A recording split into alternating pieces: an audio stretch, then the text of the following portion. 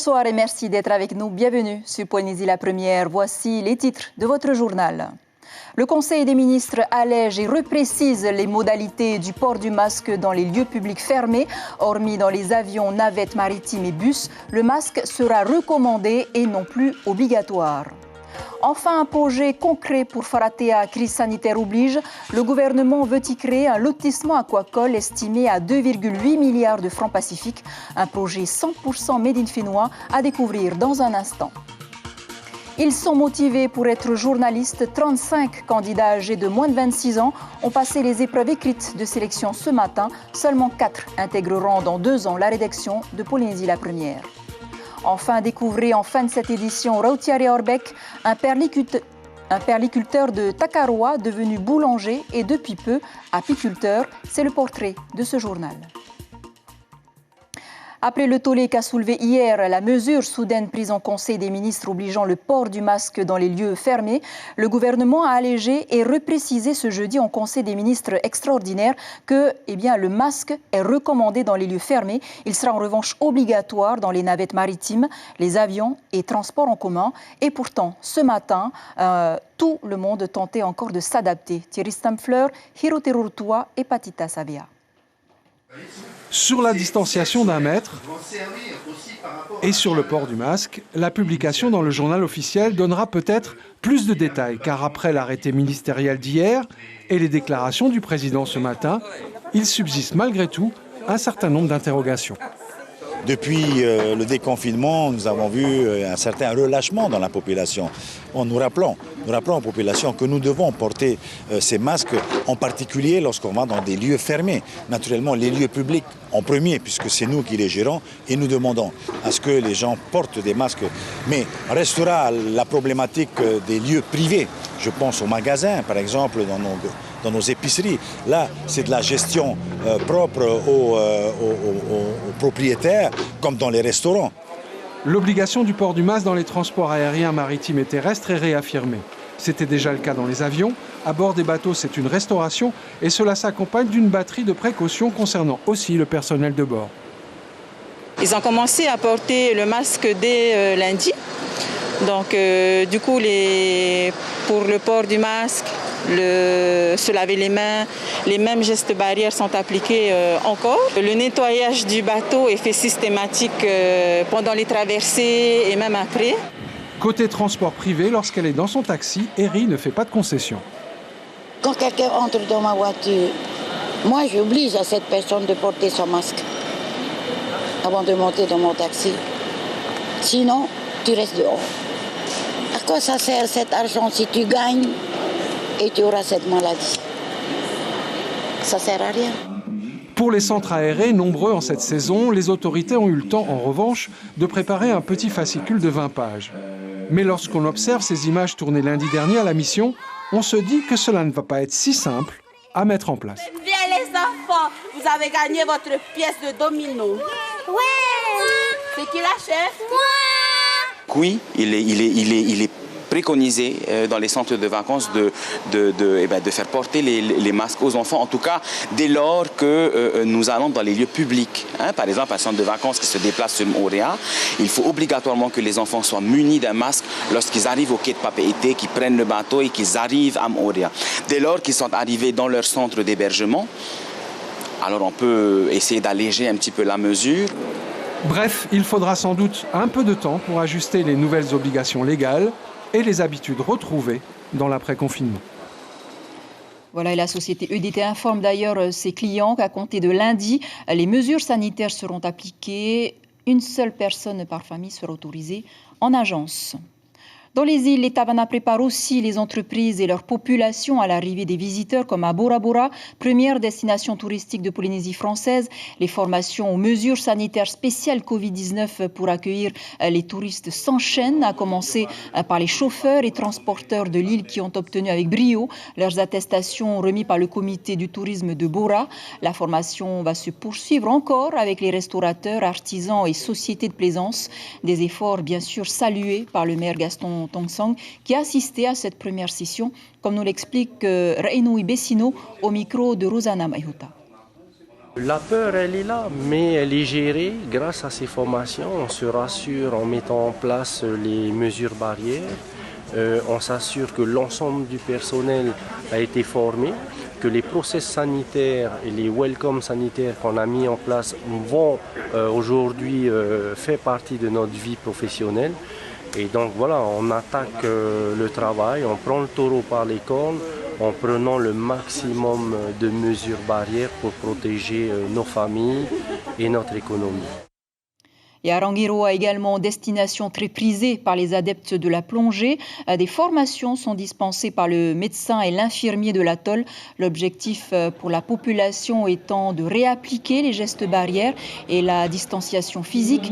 Et pour les professionnels du tourisme de pouvoir s'adapter aux mesures mises en place. En cas de Covid dans les îles, les malades seront immédiatement isolés et évassanés sur Tahiti. Voilà des images de notre correspondant Marc Mouton. Tandis qu'à Uapo, souvenez-vous, le pays avait affrété un hélicoptère pour y effectuer des évassanes. Cette semaine, le pilote a procédé à plusieurs repérages, comme ici, sur le terrain de football de Hakahau, un des sites sur lesquels il pourrait atterrir en cas d'urgence. Des informations qui serviront bien sûr aux 2 nouveaux hélicoptères qui arriveront d'ici le mois de septembre. Je vous propose de l'écouter au micro de Lionel Tehamouana. Pour l'instant, on fait beaucoup de reconnaissance de différents points. On n'avait jamais eu l'occasion de venir par ici.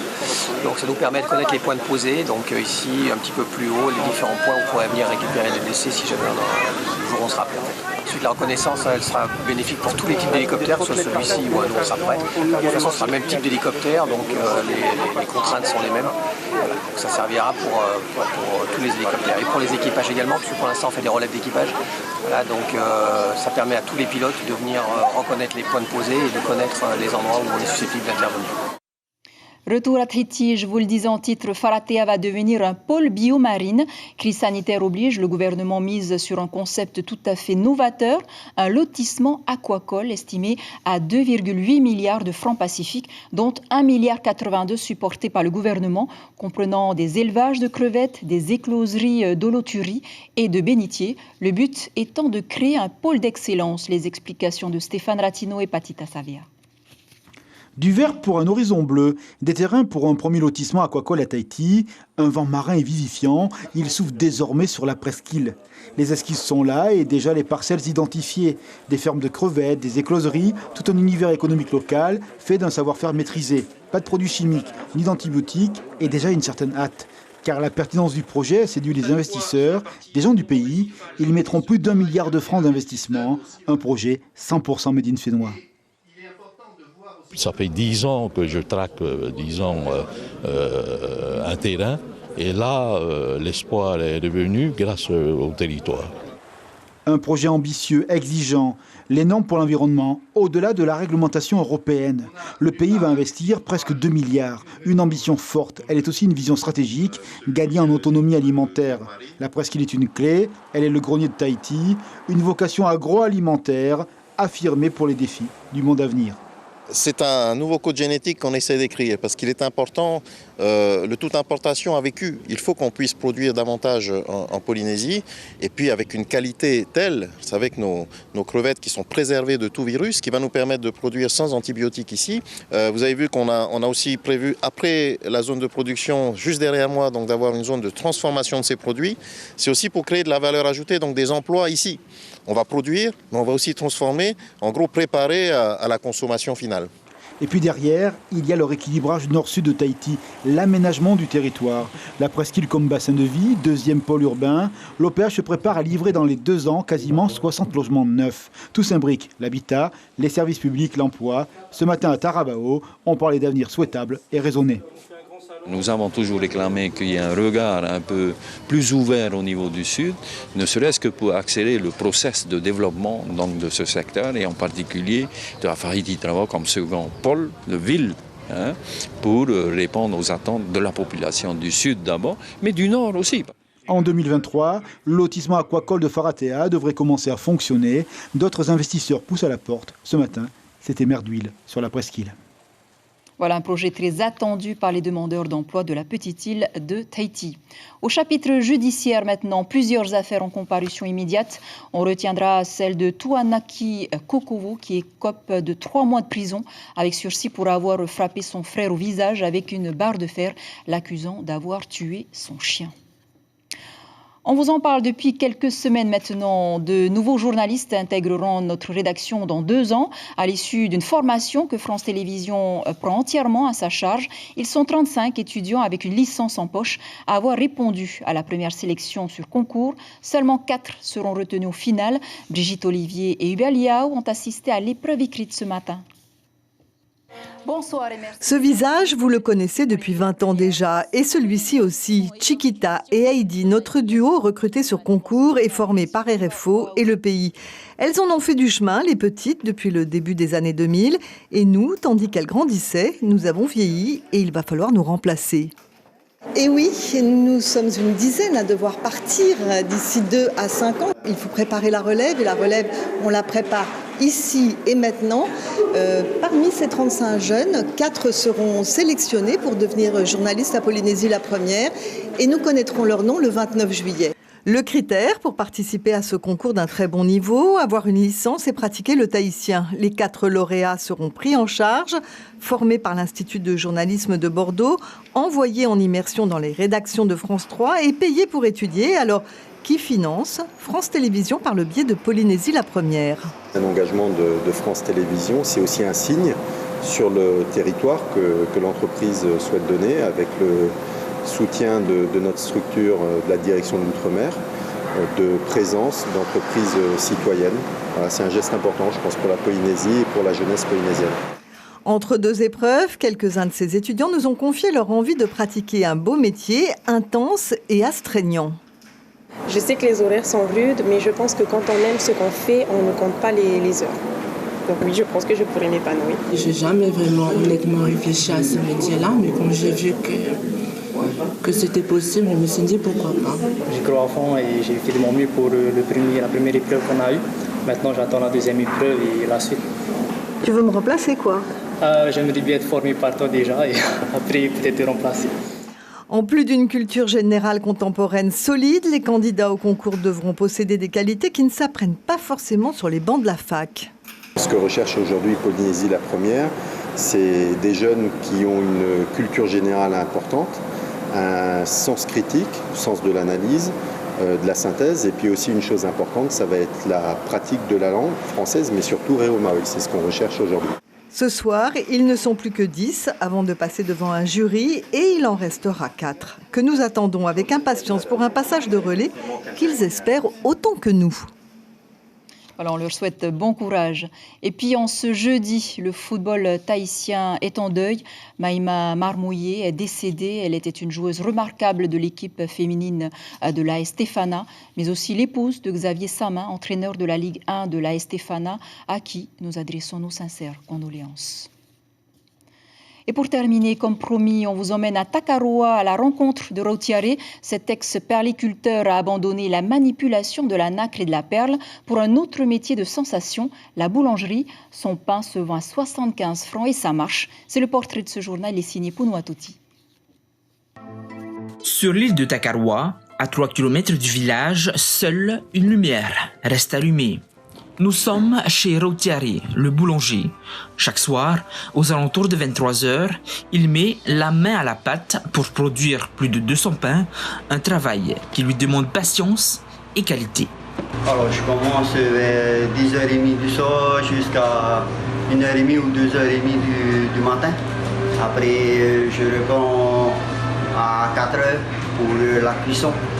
Et après, de là, 5h30 comme ça, je fais après ma livraison pour le commerce du village. Un métier que Rautiare exerce depuis maintenant 7 ans, depuis la crise de la nacre perlière sur Takaroa.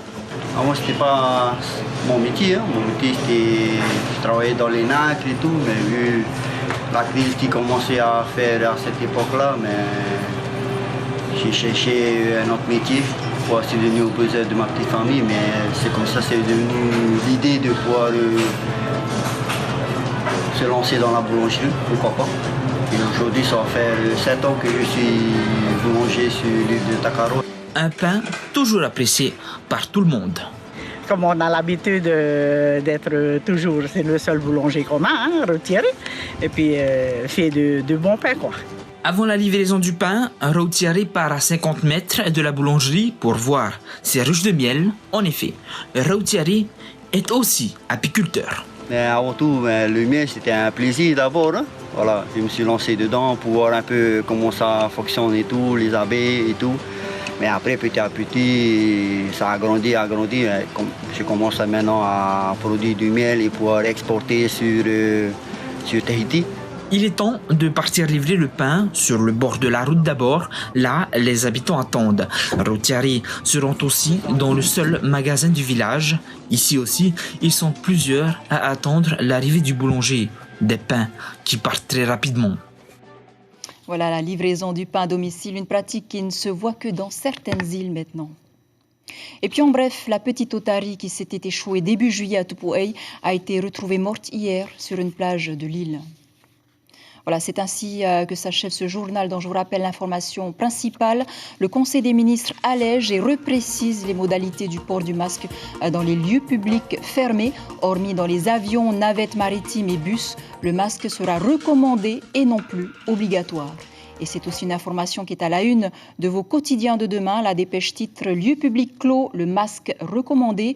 Tahiti Info, des masques à tout prix. Voilà pour l'essentiel de l'actualité. Merci de nous rester fidèles. 6 heures, vos infos radio. Aux commandes de vos journaux du week-end, Belinda Toumatariri et Brigitte Olivier. Très belle nuit sur la première. J'aurai le plaisir de vous retrouver à la rentrée prochaine.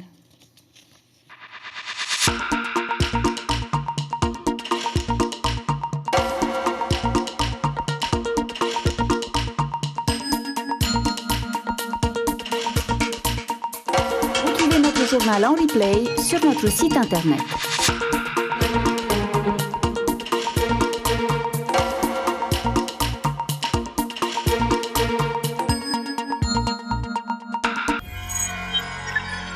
Retrouvez ce programme en replay sur notre site internet.